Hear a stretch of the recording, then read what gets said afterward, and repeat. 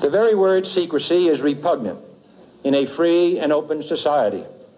And we are, as a people, inherently and historically opposed to secret societies, to secret oaths, and to secret proceedings. We decided long ago that the dangers of excessive and unwarranted concealment of pertinent facts far outweighed the dangers which are cited to justify it. Today, no war has been declared, and however fierce the struggle may be, it may never be declared in the traditional fashion. Our way of life is under attack.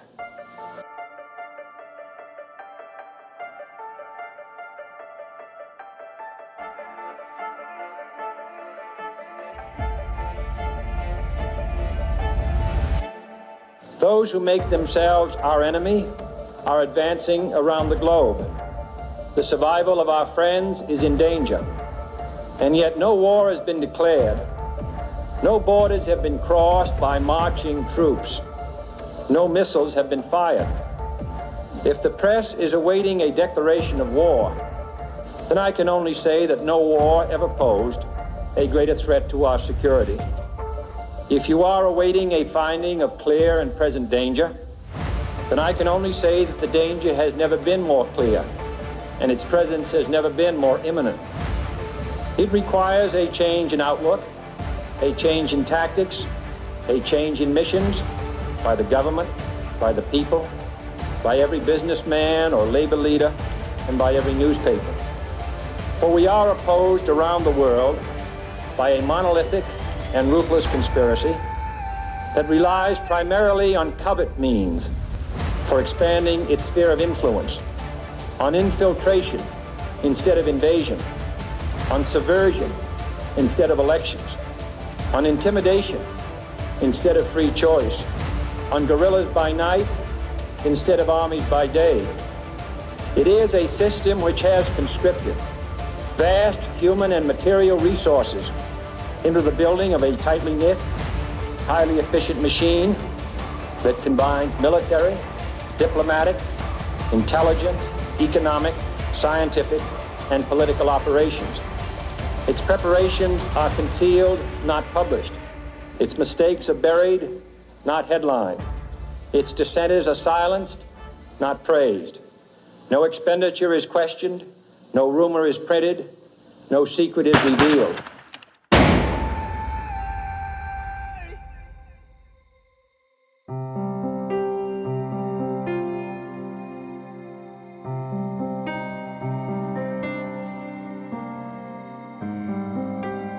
The move to adopt this symbol for the flag of Israel angered many Jews who realized that the symbol is in fact not the Star of David, but a hexagram symbol that was used in the ancient mystery religions. Many anti-Zionist Jews have since gone on to participate in annual flag burning rituals. It is in the biblical figure of Solomon that we can trace the true origins of the six-pointed star or hexagram. Solomon called the star the talisman of Saturn, or what became known as the Seal of Solomon. As we see, the bull's head is enclosed in a six-pointed star and surrounded by the letters composing the name Remphan, the planetary genius of Saturn, according to the alphabet of the Magi. The bull represents Moloch worship, which we will look at shortly, but first we need to examine two passages from the Bible that provide more detail on Solomon. Kings 11, 1-5 in the Bible features this passage. But King Solomon loved many foreign women, as well as the daughter of Pharaoh, women of the Moabites, Ammonites, Edomites, Sidonians, and Hittites, from the nations of whom the Lord had said to the children of Israel, "You shall not intermarry with them, nor they with you. Surely they will turn away your hearts after their gods." Solomon clung to these in love, and he had 700 wives, princesses, and 300 concubines, and his wives turned away his heart. For it was so, when Solomon was old, that his wives turned his heart after other gods, and his heart was not loyal to the Lord, his God, as was the heart of his father David. For Solomon went after Ashtoreth, the goddess of the Sidonians, and after Milcom, the abomination of the Ammonites. Ashtoreth here is a female goddess and the same goddess as Ishtar in Babylon, Isis in Egypt. The Romans called her Diana, and the Greeks Artemis, and the symbol is Venus. Milcom here is a male god, and its root word means king or Baal. It is the same god that is referred to as Moloch, or Nimrod in Babylon, Osiris in Egypt, Baal in Sidon. There are overlaps with Zeus in Greek culture and Jupiter in Roman culture. The symbol is Saturn. As the passage makes clear, Solomon fell in love with the women of Egypt and began to worship these false gods. Two other passages from the Bible directly reference the symbol of the star, or the seal of Solomon, or the talisman of Saturn. But ye have borne the tabernacle of your Moloch, and Chion your images, the star of your God, which ye made to yourselves. In another passage, just before being stoned to death by the Jews, Stephen accused the Jewish leaders.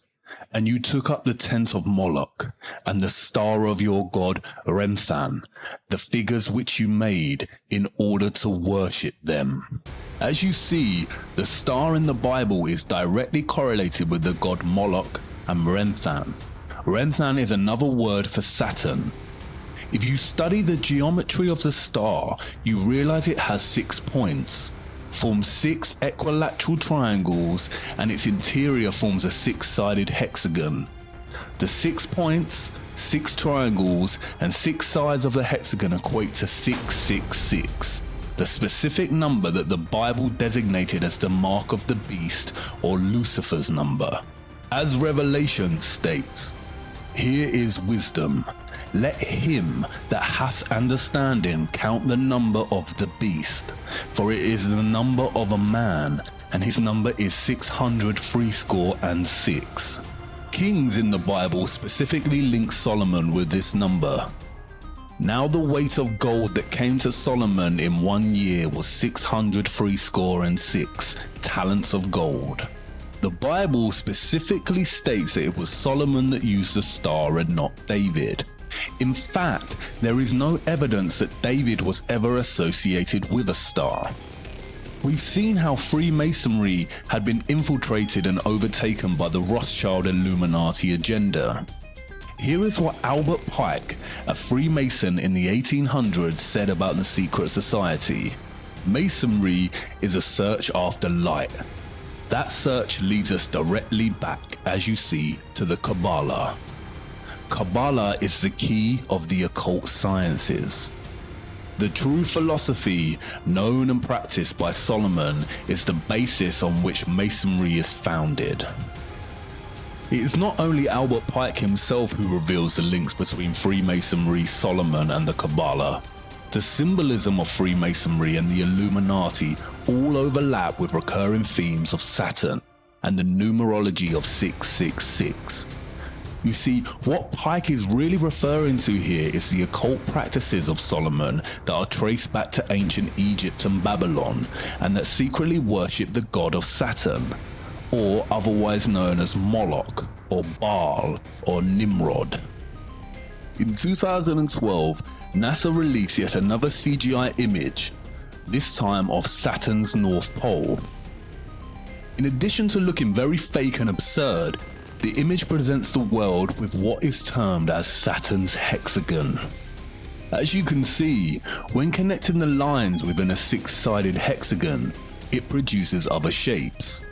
First that of a cube by joining 3 lines, and then that of a 6-pointed star or hexagon by joining 6 lines. Studying the root word of Kabbalah, I soon realized that Kaaba in Arabic means cube, and Allah means God. Therefore, the literal translation of Kabbalah in Arabic means cube god.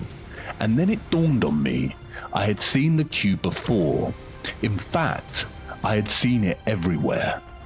Here is the cube, or Kaaba, in Mecca that forms part of Muslim worship. As you can see, those worshipping the cube form circles around it, much like the rings of Saturn. Here are Orthodox Jews in their morning prayer, using the tefillin, or the black cube with scrolls inside attached to their foreheads. Here is the Pope, with the six-pointed seal of Solomon on his hat. Interestingly, if you take the 2D shape of the crucifix and begin to fold it into a 3D shape, it produces a cube. In Hinduism, the hexagram is more commonly known as Shakon. It is the union of Shiva, who represents the male, and Shakti, who represents the female. Hindus also refer to Shiva as Kabbalah Ishwara, the Lord of the Kabbalah. And did you know that there are huge monuments to the black cube throughout the world? Here is the 9/11 memorial from above. An inverted black cube within another inverted black cube. Furthermore, the Saturn symbolism is not just specific to religions and memorials. Even the everyday life of a so-called atheist is rife with Saturn symbolism. And this is not just limited to the cube itself or the star. The rings of Saturn populate our everyday world. We all live by the symbol of Saturn without realizing it. The symbol of Saturn is inextricable from the number 6. Saturn is the 6th planet from the Sun in the heliocentric model. Also, Saturn Day, or what we now refer to as Saturday, is the 6th day. If you look closer at the Freemason square and compass, it is indeed a broken 6-star hexagram. When linking the letters that spell Mason on the $1 bill, you get a 6-pointed hexagram with the Eye of Providence, or the Eye of Horus, specifically highlighted. Horus, again Egyptian gods. Saturn has also become inextricable with Satan or Lucifer. As Manly P. Hall writes, Saturn has also been associated with Satan, and this for numerous reasons. First, many authors argue that the word Satan is derived from the word Saturn. Second, Saturn is associated with the color black, as well as Satan. Third, ancients considered Saturn to be the furthest planet from the Sun, the latter being associated with the principle of good. Saturn is consequently the celestial body that is the less exposed to the Sun's divine light, and thus associated with the coldness of the principle of evil. Finally, the great god Pan, the horned deity, represented Saturn in ancient paganism. This half-man, half-goat creature is considered the ancestor of our modern depictions of Satan. Pan was a composite creature, the upper part, with the exception of his horns, being human, and the lower part in the form of a goat. The pipes of Pan signify the natural harmony of the spheres, and the god himself is a symbol of Saturn because this planet is enthroned in Capricorn, whose emblem is a goat. The pagan Pan also has other guises such as Baphomet, the half-goat, half-human, who has associations with Satan and Moloch. Like Saturn, Illuminati Freemasonry symbolism is prevalent throughout our society in the form of corporate logos and, as Albert Pike said, Freemasonry is the following of the philosophy of Solomon. It is also inextricable from the symbolism of Satanism. Here are some of the most recognized corporate logos we come across in our society today. Rebranding of old Masonic symbols and the emphasis on 666. 666, or the mark of the beast, is repeated throughout corporate symbolism. For instance, World Wide Web, or WWW in Jewish gematria, is 666. It is also used for the logo of the Monster energy drinks. It is also a recurring motif along with the single one eye of Providence. Many celebrities and politicians have been photographed making the 666 hand sign around the eyes. The sign forms a 6 and the 3 fingers indicates 3 score, or in other words, 666. Zechariah 11:17 mentions the eye in specific reference to straying from God and into Satan worship. Woe to the idle shepherd that leaveth the flock. The sword shall be upon his arm and upon his right eye. His arm shall be clean dried up, and his right eye shall be utterly darkened. And as we see again, many celebrities and famous people covering one eye, a gesture paying homage to the eye of Horus, the eye of Providence, and the darkened right eye of Satan.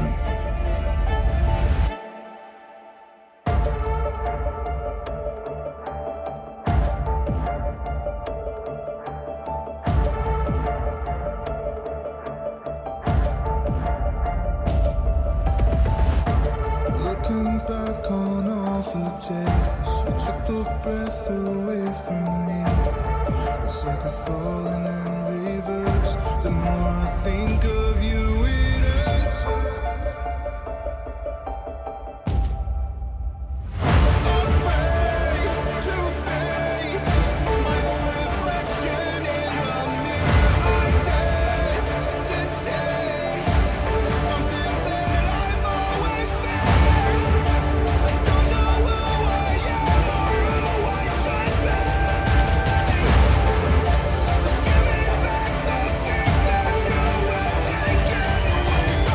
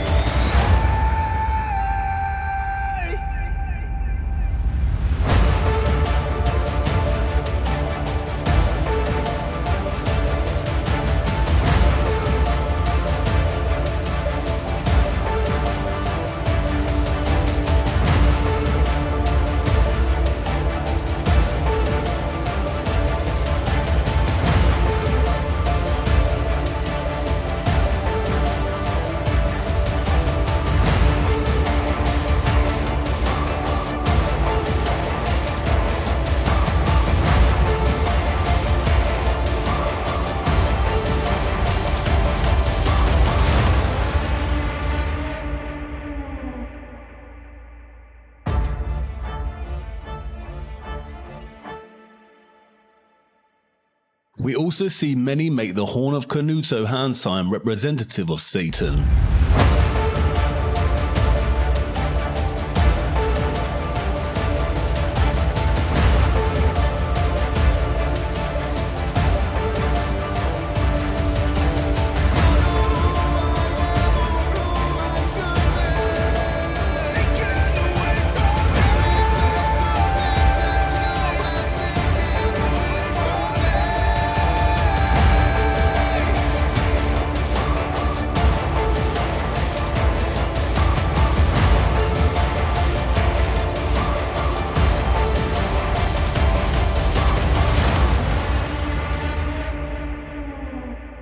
The symbolism is literally everywhere. For instance, why does the Vatican's hall look like a serpent? What are the dark serpent-like figures behind the throne? And why was the Vatican's telescope initially named Lucifer? I could go on and on about the abundance of satanic, Saturn symbols in our culture, from the prevalence of Egyptian monuments to secret gestures such as the vow of silence and the Masonic one hidden hand. But I think you get the point. And there is a wealth of information out there if you want to pursue your own research. This video is only supposed to be a very basic overview of this type of symbolism. It becomes confusing because the same symbol of Saturn, or Satan, keeps appearing in different eras and cultures under different guises. Much like Bauer changed his name to Rothschild, the worship of Saturn has undergone so many different iterations and changes that it becomes difficult to track. I feel that this is deliberately so. And this is the point.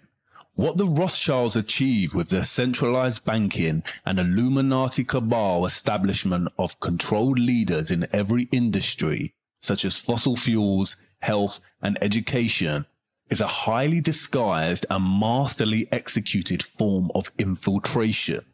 They have controlled our access to knowledge from the beginning. The Natural History Museum at Tring belonged to 2nd Baron Rothschild and is located in a Rothschild family home. The League of Nations organized the inception of the Central Natural History Museum. E.L. Rothschild Limited, a private-funded family investment company and established by Sir Evelyn de Rothschild and Lynn Forrester de Rothschild, oversees a variety of Rothschild's global investments. The company currently has interests in media, real estate, agriculture, and luxury goods, with a significant previous positions in financial services, technology, and communications. They even own 70% of Weather Central and all of its communications. As of today, the Rothschilds own over 160 central banks and control the finances of the majority of nations on Earth. In the year 2000, there were only a few countries that did not have centrally established banks. Any nation that resists their desire to control is demonized through the media and is usually bombed under the pretense of war or terrorism. Is this starting to make sense yet?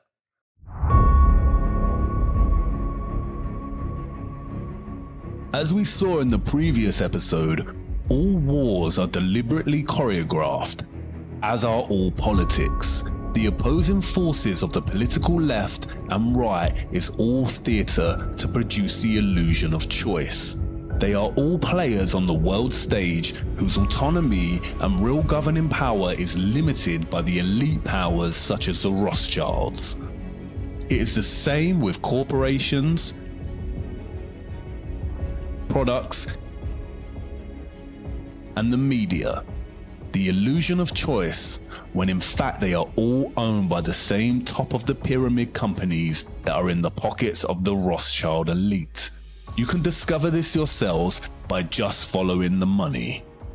The primary aim of the Illuminati cabal is to establish Novus Ordo Seclorum, as stated on the $1 bill, and which means a new order of the ages, or a new world order. The agenda of this order is to establish a globalist one world government, with a world military, centralized banking, health, education, and religion. Here we can see the former Israeli president Shimon Peres, a Rothschild puppet, meeting with the Pope to discuss uniting all religions under one world religion. And I can bet you that the one world religion would carry the symbol of Saturn. Again, I will not go into much depth about globalism and the New World Order agenda. There is a wealth of material on the internet if you are interested. The Rothschilds and the Rockefellers are just one of the many governing cabal elite families that run and rule our world. Doing justice to the complexity of this would require its own video series. My main objective is to give you a brief overview of the Rothschild's power complex and its grip on our world, and to show you the prevalence of satanic symbolism that stems from this power complex, as it is the key to understanding the lie behind the heliocentric model of the Earth, and why they would deliberately hide that our Earth is a flat, disc-like plane. Despite being studied and used by different Jewish sects today, the Kabbalah is not exclusively Jewish. It has ties that go beyond Judaism. Jewish mysticism originated with the apostate Israelites and ancient Egypt and Canaan, during the time of the serpent religions of the Canaanites and Egyptians, all of which trace back to Babylon. And, as I have shown you, this is evident in the symbolism. Does this mean that Orthodox Kabbalah Jews secretly worship Saturn or Satan? No.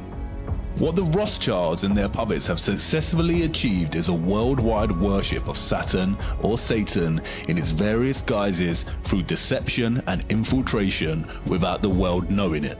I am not suggesting that Jews in general worship Satan, especially in their study of the Kabbalah, nor am I suggesting that Muslims in their prayer to the Kaaba or Catholics visiting the Vatican are Satanists.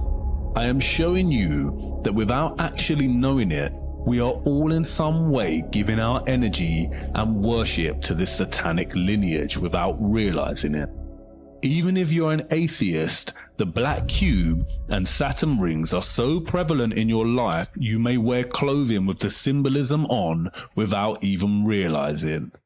It is now important to return to the Big Bang.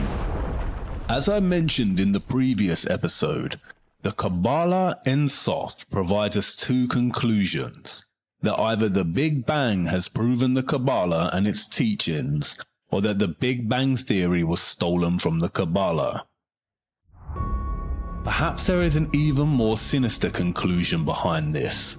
Perhaps, just perhaps, modern Kabbalists, or more specifically the Illuminati Freemasonry satanic complex, have figured out a way to force their beliefs onto others by renaming their views as science. Perhaps atheism is not atheism at all, but a deceptive form of Saturn worship, which encourages people to forsake the idea of God and creation and adopt randomness, nihilism, or the idea of nothingness, and is achieved through none other than widespread institutional control and infiltration of the sciences via the Rothschilds, Rockefellers, and other puppets. And when met with any opposition is shame from the so-called scientific community. In a nutshell, atheism legitimized coincidence. What about all the central scientific figures supporting the heliocentric model and the theory of the Big Bang? Well, here is a photo of Zionist Albert Einstein dining with Lord Rothschild. Isaac Newton was a Freemason and had a keen interest in the occult. And all big NASA figureheads and astronauts are Freemasons and openly display this, as does Neil deGrasse Tyson. There exists an organization called the Anti-Defamation League, which serves as an instrument to try and convince everyone that any mention of the Rothschilds and their allies is an anti-Semitic attack on all Jews. This is given historical weighting by the Rothschild choreographed Holocaust and also controlled by the Rothschild-Rockefeller media complex. All major mainstream media outlets can be traced back to their control. As David Rockefeller stated at the Bilderberg Conference in 1991, "We are grateful to the Washington Post, the New York Times, Time Magazine, and other great publications whose directors have attended our meetings and respected their promises of discretion for almost 40 years. It would have been impossible for us to develop our plan for the world if we had been subjected to the lights of publicity during those years. But the world is now more sophisticated and prepared to march towards a world government. The supernatural sovereignty of an intellectual elite and world bankers is surely preferable to the national autodetermination practiced in past centuries." The official controlled narrative states that the Rothschilds are Jews. They are not. They are Satanists. Satanism is the hidden religion that rules the world, and its presence is so prevalent and insidiously woven into the fabric of our everyday lives, it is shocking. Its method of control primarily centers around deceit. Just as the Mossad phrase states, by way of deception, thou shalt do war. And I want you to really marinate on this. Imagine if you're that powerful that you literally own the majority of nations on Earth and most of the world's GDP. If you had an agenda, is there anything that would be able to prevent you? Would people in power or of fame be able to speak out against you without it having dire consequences? Really consider that kind of wealth and power. It is becoming more and more evident. We have been deceived on the true nature of our earth. And I understand that what I am telling you probably sounds just as ludicrous and ridiculous as when I first mentioned that the earth is flat. And I know you are on the brink of turning this off and writing it off as garbage conspiracy theory. But let me tell you this, conspiracies are real. It's the lack of evidence that makes them a theory. Stay with me. As I said before, you cannot tell people the truth, you must show them. Do not take my word for it. I cannot just make claims that there is an elite body of people that worship Satan and have operated throughout time by deceiving the common people as to the true nature of the world, and that they have full control over all the information we receive. Prevalent Satan symbolism and the history of the Rothschilds is not enough proof or evidence. If Satanism is real, then I need to show you the true evil of such worship, before I show you what they are covering up with NASA. Come with me now to part 7. We are nearly through this rabbit hole.